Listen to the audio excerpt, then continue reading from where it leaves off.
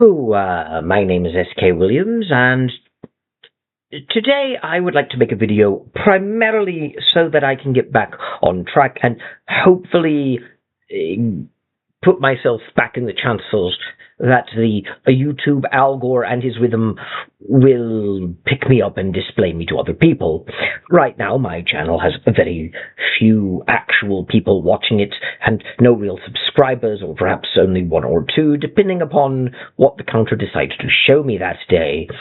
However, to be fair, I haven't been promoting my channel particularly well. I don't put creative thumbnails on my videos. I don't really know how to promote the channel very much at all, and I'm just muddling through. Now, the channel has existed for almost a year now, but I've also taken prolonged absences from it, especially early on, and due to certain technical difficulties, I've spent almost a month away. So I would like to get back into the swing of things, and as such, I'm planning on making a batch of videos, specifically 12 of them, that I can load all at once, and then have them on a schedule. In addition, I hope to make one or two or perhaps three other videos that I can also load up on a schedule, but that aren't part of that batch. And to understand why that is needed, if you are new to the channel, I am actually staying at a house in a remote location that has no internet access, and I only get internet access during certain days of the week. So I can't just load the content every day. And I'm probably not going to be the best for rapid responses to current events. But I can talk about various other things, from philosophy, history, religion, science, and other things that interest me. And that is what I want to get back into. And to that end, I don't want this video to simply be an advertisement for future videos, but at the same time, I don't really have anything to talk about right now, because I want to take my time and actually do a video in a proper way. Quite often I just turn on the recording device and speak into it, which I think I do reasonably well without a script, but I would like to have a formal script with formal timing and make it a bit better. So, this video shall largely be an advertisement for future videos, but I'm not going to just say, here are my future plans, and tell you the names of videos that I'm producing, or, given that I don't actually have names for them yet, the topics and then roll on. Rather, I would like to discuss in brief a broader problem that I would like to discuss over the course of several videos, and perhaps do one video dedicated specifically to it. That is not this video. This video, of course, is also dedicated to that topic, but as I said, it's a bit looser and more general, and is also focusing on the fact that I plan on doing something else with the channel. With that having been said,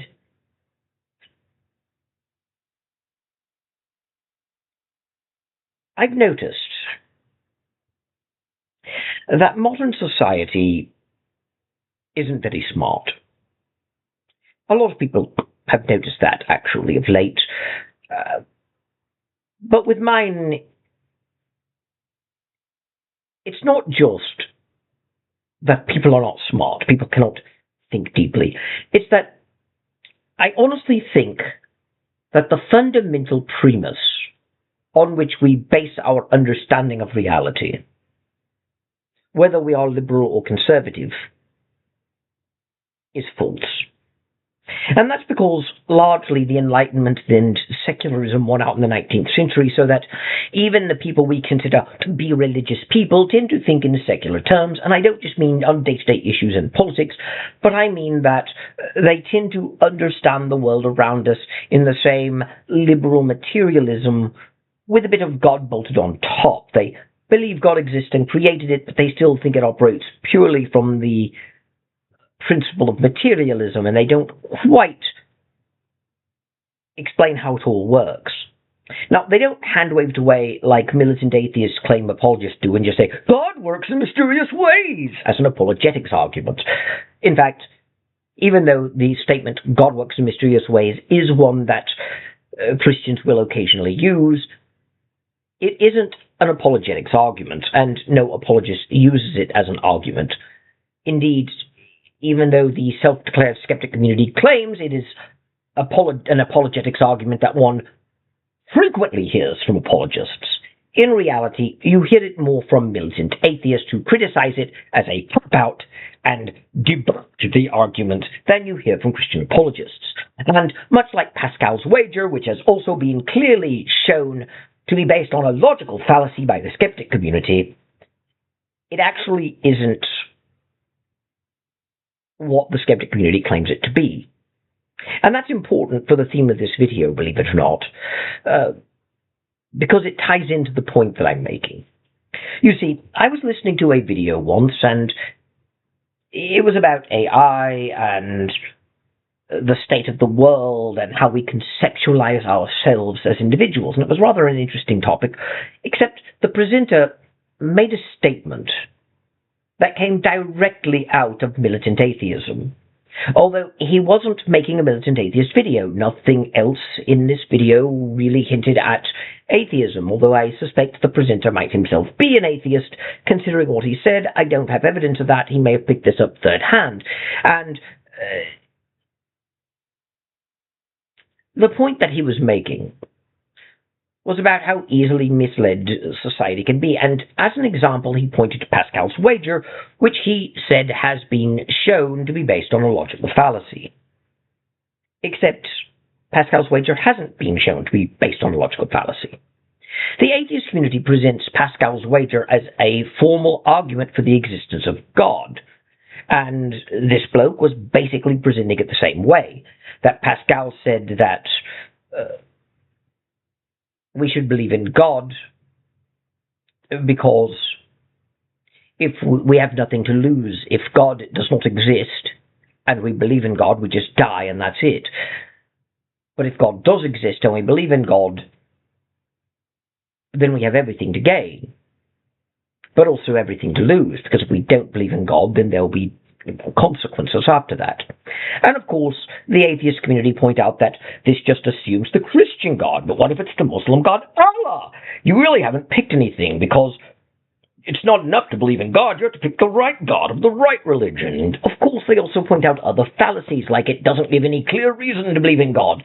And keep in mind, these atheists are people who have themselves no burden of proof, because atheism itself is just a lack of belief in a God. They're not claiming that God doesn't exist, they're just pointing out the logical fallacies of others.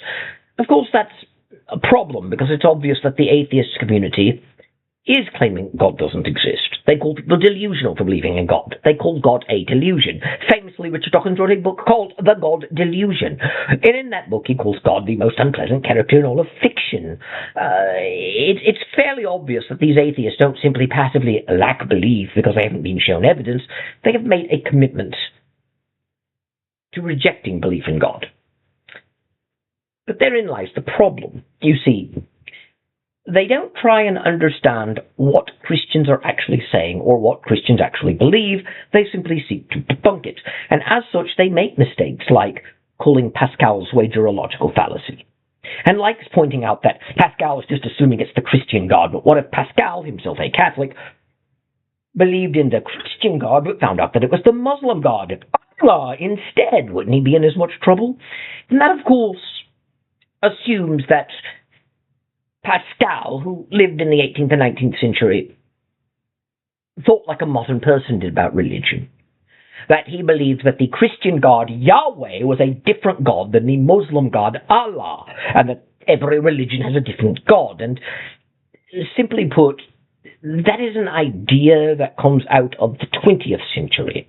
It developed from ideas that were earlier, but even atheists in the 19th century, like Joseph McCabe, who also worked in the 20th century, to be fair, Charles Bradlaugh, George Jacob Holyoake, they didn't really fixate on Christians having the right God as opposed to the wrong God with different religions. And that's because they understood that Christianity never claimed that all other religions were simply false. That is a modern idea that understands religion as a form of identity primarily. And if you live in a time before identitarianism really picked up, you don't really have that. You don't see, for instance, in medieval theology, people like Thomas Aquinas or or Boethus or Pseudo-Dionysius arguing that the Muslim god named Allah is a false god, or that Allah can't be the same God that Christians worship because Allah has no sons. That argument wouldn't make any sense to them, because they understood certain things that I understand. For instance, many Christians, although this is changing considering the modern climate, are very supportive of Israel and the Jewish people, and they will talk about Judeo-Christian heritage, Judeo-Christian beliefs, Judeo-Christian history, and so forth. And none of them say that the Jews worship a different God. Jews and Christians worship the same God, they're an Abrahamic faith, but when it comes to Islam, the God that Muslims worship, named Allah, is not the same God that Christians worship. And the arguments they use include things that should also mean that Jews worship a different God. For instance, they'll point out that the Muslim God Allah does not exist in a trinity, whereas Yahweh, the Christian God, does. Well, unfortunately, the Jewish God, also named Yahweh, does not exist in a trinity. They'll point out that the Muslim God Allah does not have a son, whereas the Christian God Yahweh does. But the Jewish God Yahweh does not have a son either. They'll point out other things like that will equally apply to Jews. For instance, Jews deny the incarnation. Jews deny that God can become incarnate. Jews deny a lot of things that Christians simply believe that Muslims also reject. So, the idea that the Muslim God Allah can't be the same God that Christians worship, but Jews can worship the same God, it just doesn't quite make sense. And historically, no one would have made that argument. And we know that because no one did make that argument. Historically, people knew that Muslims did not worship a God named Allah, that Allah meant the God in Arabic, that Christians called God Allah if they spoke Arabic. They didn't obsess over Allah as the name of the Muslim God like we do, and they wouldn't have made such a silly argument. Because Christians, even in the Middle Ages, did acknowledge that Jews worship the same God that Christians do, even if they ignorantly reject Christ or stubbornly reject Christ, even if they would say that Jews were mistaken in that regard, even if they believed in things like the blood libel, they still understood that Jews came from the worship of the same God that Christians had. Some viewed the Jews as now corrupted by their rejection of Christ, but they did not view them as worshipping a different God. So when a Christian and a Jew spoke to each other, they were speaking of the same God. They were just disagreeing with certain attributes. And the same thing was true of Muslims. Even during the Crusades, which are much vilified now, none of the Crusaders spoke to the Muslims of their God Allah as opposed to our God Yahweh. That is a thoroughly modern conception of what it was. To medieval Christians, God was universally known. The truth of Christianity specifically wasn't, but God was universally known. And there were certain things about God that could be known through nature, that one could infer through philosophy and through reason.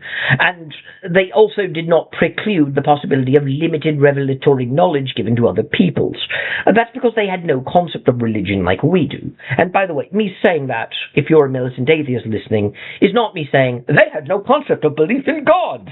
The idea that religion and believing a God exist are the same thing is also a flattening of the topic. What I mean is, they did not understand Christianity as just their belief in their Christian God Yahweh and the stories of the Bible and totally disconnected from everything else. And they didn't approach it like Sanhara said, where they had one book that they believed was written by the creator of the universe and was exclusively true at the expense of all others. That is not how medieval Catholicism worked. That isn't even how early modern Protestantism worked. They understood what they believed to be actually true, and they believed the things in the Bible were true because they were recording real things in the real world. They did not approach it backwards, where something is true because the Bible said so. Rather, the Bible said so because it is true. They also, since they were Protestants, did not believe that the Bible was the foundation of their faith, so that's another thing that's different. They did believe that the Bible was divinely inspired, but again, it contained the truth of an external reality. It did not create that truth. Even modern Protestants don't think it creates the truth and that it's a record of external truth, but people don't seem to understand that. And therein lies the point. Because people today aren't focused on how actual medieval Christians thought or operated. People on both the left and right are making this mistake, and of course, a lot of it comes out of things like the progressive movement and the 19th century free thought movement, which is what gave rise to the new atheism. It just revived their arguments. And we'll hear people repeating things they developed through cultural osmosis, like using Pascal's wager as an example of a logical fallacy when it really isn't. You see, Pascal's wager is one of those things that is fundamentally misunderstood, and I'll go into greater detail when I remake this video, as it were. But Pascal's wager is not an argument for the existence of God. Rather, Pascal's wager is talking about decision-making. The emphasis of Pascal's wager is on the person making a decision. The emphasis is not on whether or not God actually exists. The question is, if we have incomplete information, which Pascal was accepting for the sake of argument, if we cannot know either way, how do we make a decision? And that is ultimately the point of Pascal's wager. So all of the objections that prove that it's a logical fallacy, like Pascal just assumed it was the Christian God, but what if it was another God? What if Islam is true and it's the Muslim God Allah instead of the Christian God Yahweh? Would not have actually occurred to him, because as I said, he was not an identitarian like today. He would have understood God as fundamental. He would not have understood God as the Christian God of the Christian religion. And asking him which God, like a lot of people do today, or how do you know it's the Christian God and not the Muslim God, would have been a rather silly question to him. He would not have answered, well, I know it's the Christian God because... And he wasn't just assuming it was the Christian God. Rather, like Plato, he was looking at God as the ground of being and the source of existence that everyone knew about as a common frame of reference, rather than looking at it through the context of his religion, which is sort of a fundamental aspect you must understand, because he thought very differently about the world.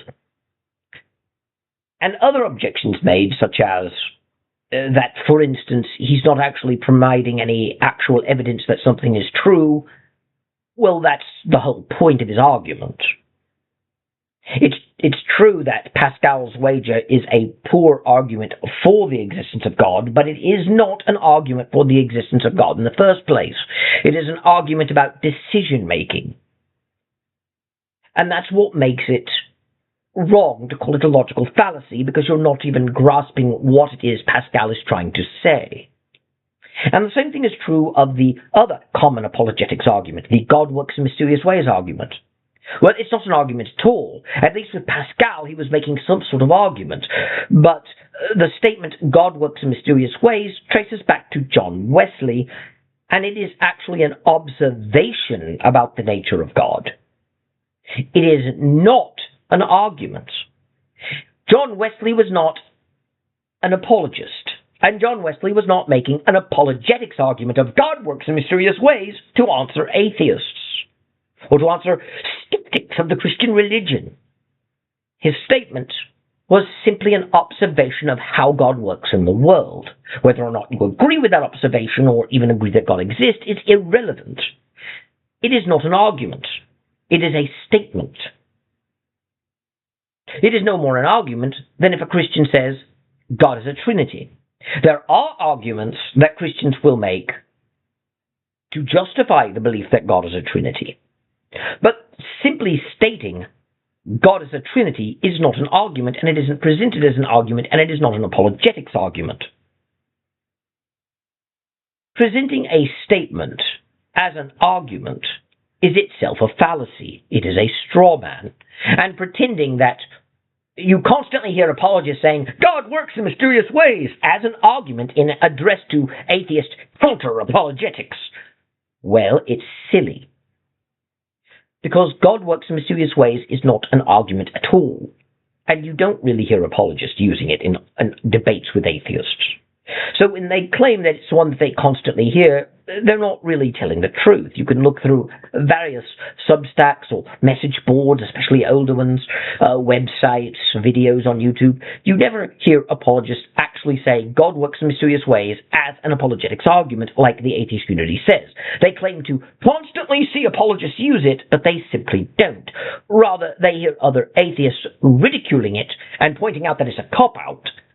And then they assume it's a common apologetics argument, and then they lie and claim that they've personally encountered it.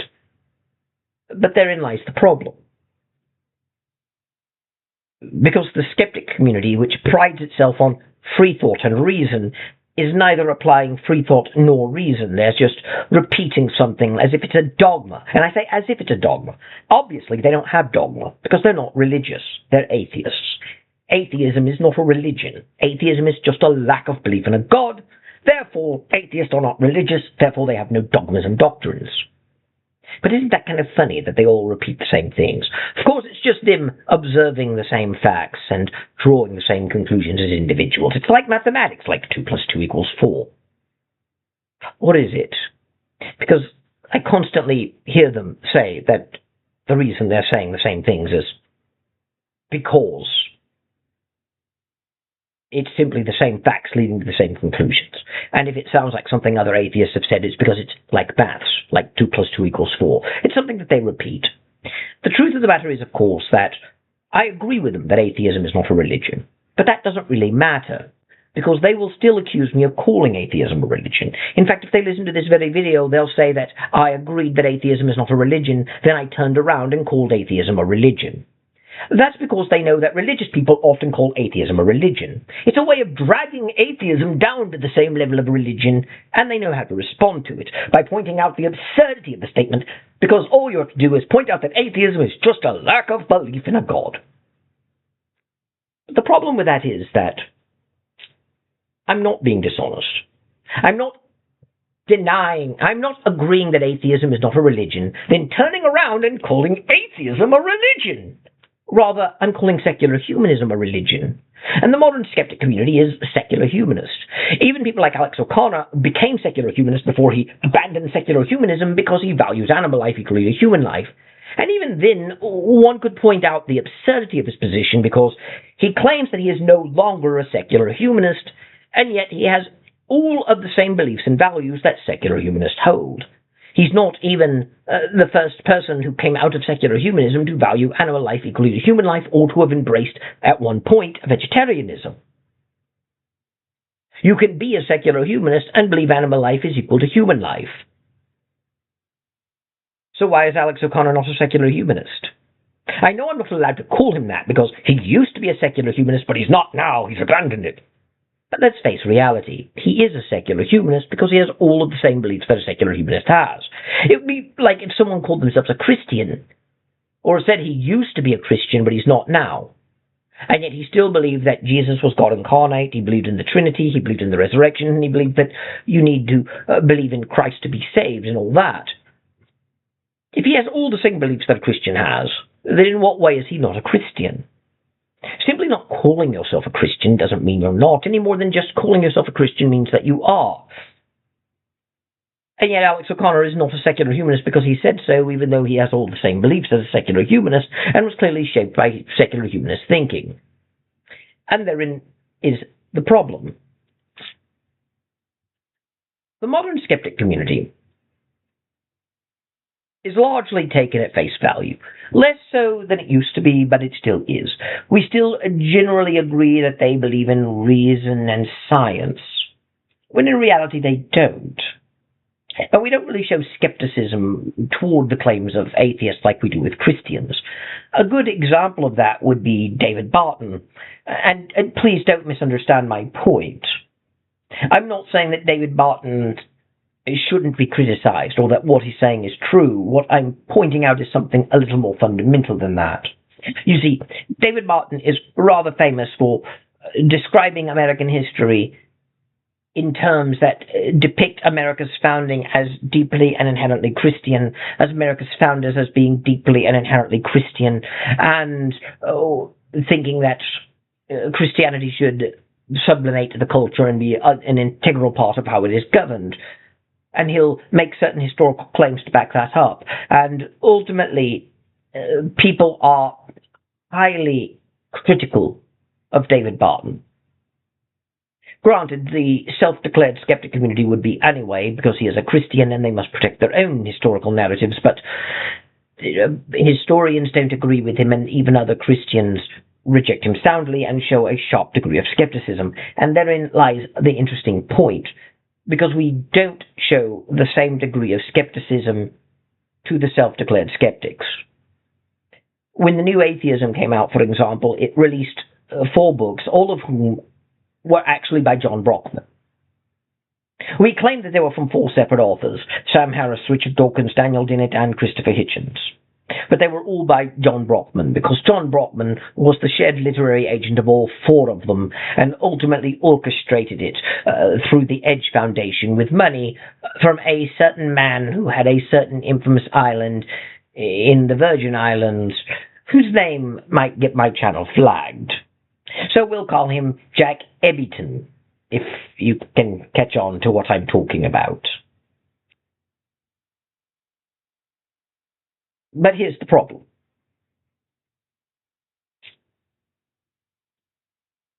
Whenever people responded to the New Atheism, they took at face value the historical arguments that they made. Now, some people would say that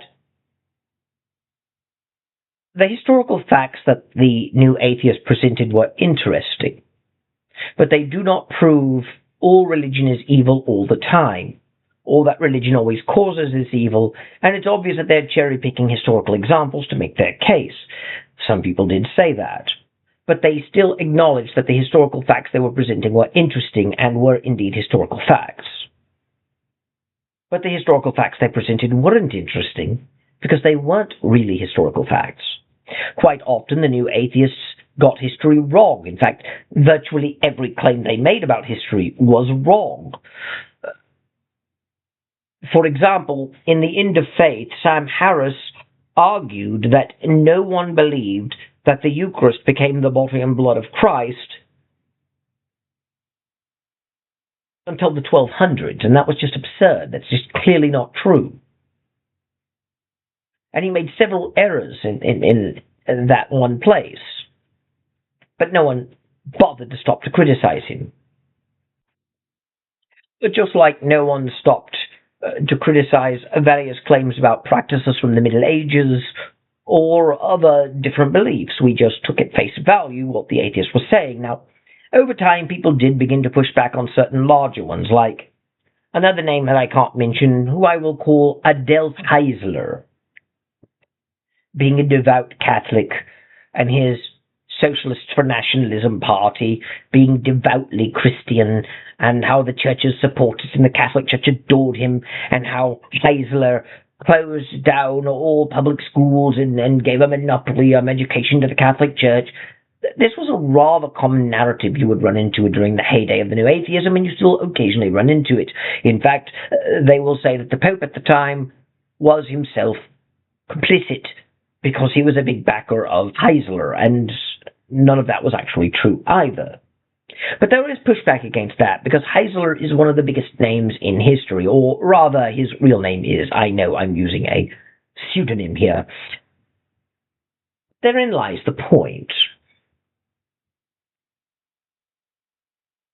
We still have this image of atheists as logical and rational, and basing their beliefs on evidence, when it's very obvious that they're more emotional, and they rely on mockery and insult and ridicule, and they're not very smart. They just repeat what they heard other atheists say. They even have a lame reply for if someone points that out with, it's like math, it's like 2 + 2 = 4. And it's obvious that they're just quoting it. It's obvious that if they talk about the flying spaghetti monster, they didn't invent the flying spaghetti monster themselves. They're quoting it from other atheists. It's not like maths. It's not like 2 + 2 = 4 to talk about a flying spaghetti monster. And that's something they never quite address. It's not just the same broad general facts and the same broad general arguments. They will often say word for word exactly the same thing. And yet we give them credit. Why? Well, it's because the atheist plays into a common myth that has become integral in our society and how we understand things. We think of there being a great war between science and religion, with science being inherently based on reason and evidence, and religion is the opposite. It's based on faith, and by definition, faith means belief without evidence. Of course, people have pointed out that that's not really what faith means, but they get shut down because they're equivocating. They're equivocating other definitions of faith used in the common world with the religious definition of faith. And as Aaron Rawls said, you should force them to stick to the religious definition of faith. Religion defines faith as belief without evidence. Except it doesn't, not even in Hebrews 11:1. The idea that there's a special religious definition of faith and it's definitely belief without evidence is another humbug. It's not really true. But therein lies the point. We don't live in a smart society. We live in a society that thinks in mythos, and we don't question that mythos. And I believe that every society ultimately thinks in mythos. They think in terms of narrative and story. And ultimately, every society is religious. Even if the new atheists had gotten what they wanted, even if religion had died and reason had prevailed and we all became liberal secular humanists, we would still have religion. We just wouldn't call it religion. We would demonize the term religion while the actual mechanisms of religion continue. And ultimately, even though the new atheists reject me saying that, calling it absurd because atheism is not a religion, atheism is like a belief in a god, keep in mind, even though a skeptic will hear me say, atheism is a religion, I've actually explicitly stated that my real point is that things like secular humanism are a religion. And it doesn't matter that the atheist community will insist that that's the same thing as saying atheism is a religion, because it's not the same thing. And you're not addressing my argument if you say that I called atheism a religion and then denied calling atheism a religion, or say that I began saying I wouldn't call atheism a religion, then turned around and called atheism a religion. I'm clearly not. I'm obviously not calling a mere lack of belief in a god a religion, but atheism isn't just a lack of belief in a god. It is a belief that no gods exist. Atheists do claim that God doesn't exist all the time by calling people delusional for believing in a magical sky wizard and talking about how sad it is that grown adults would still need an imaginary friend called God to get them through the day. You don't call God people's imaginary friend and then expect to be taken seriously when you say you're not claiming that God does not exist, or rather, you are. That's the weird part about our modern society. An atheist can outright ridicule someone by saying that they feel sad that grown adults still need an imaginary friend named God to get through the day, and how they should have outgrown imaginary friends by now, while still not having to prove that God doesn't exist because they haven't made a claim, and they have no burden of proof. Calling someone delusional and saying that God is their imaginary friend is not a claim at all. They haven't said God doesn't exist. They merely lack belief. Lack belief in a God due to insufficient evidence. And it's all rather silly. They get away with it because we have the narrative acceptance that atheism is defined as a lack of belief in a God, and we must apply that definition to atheists regardless of what they say. Just like we apply the understanding that the people who merely lack belief in a God due to insufficient evidence are the rational adults in the room who look at facts and reason and evidence and follow it where it leads. They're basically like Vulcans from Star Trek, basing everything on pure logic with no real emotion. Even some people who are critical of the atheist community accept that narrative, that atheists are all about the head and not about the heart. And it's clearly not so, because they're very obviously emotive and very obviously not very rational. But they benefit from the mythos that science and religion are opposites, and that atheists are the rational ones who believe in science and are not very emotional, because people will always see them that way, even if the reality is very different. And therein lies the real point. We live in a culture that imagines things more than it questions. In the past, we used to question things more. We've always thought in terms of narrative and mythos. That is simply foundational to how humans think. But we do not subject our mythos and narrative to anywhere near as much scrutiny as we should. And the skeptic community is largely responsible for why that is so, because they insisted on defining themselves as merely lacking belief, so that they can attack other people's beliefs and undermine them without having to justify anything themselves and without anyone being allowed to question them.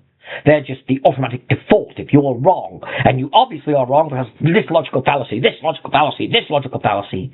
And it doesn't even matter at this point if the logical fallacy they're assigning to an argument is accurate or not. We just know that the atheist is logical, we know that the atheist is being rational, and we know that if they criticize a religious argument, it is because it is not a logical and rational argument, so we just accept it. We accept things because they fit our mythos.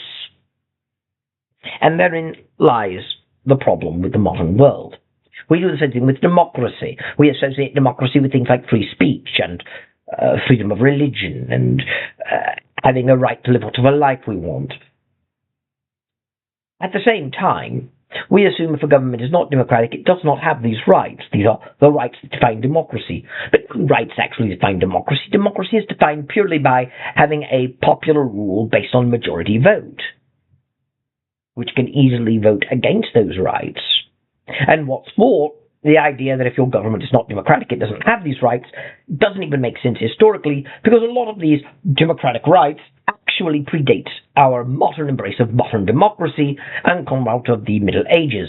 For instance, a lot of it comes from English common law, which, because of the success of the American Revolution, spread through Enlightenment ideas to everywhere else in the world today. We don't always keep it, and we have a bastardized view of it.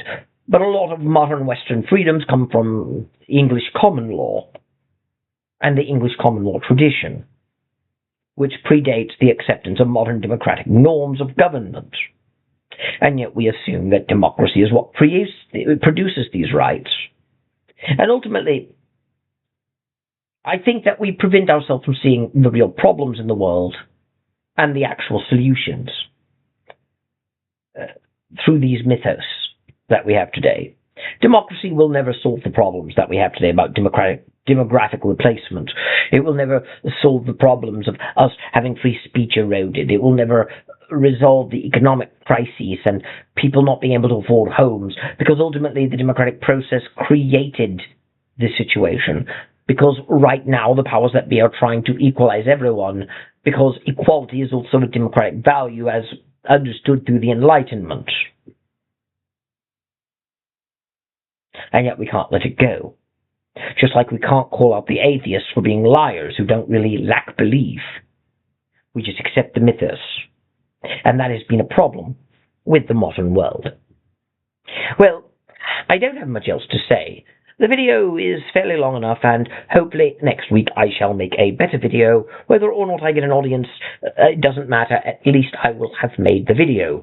And I hope to make 2 or 3 in one set, and then 12 in another, and then hopefully I will be able to put out 2 or 3 videos a week with 12 of them preloaded. Nevertheless, I shall take my leave of you now. Thank you, God bless, and goodbye.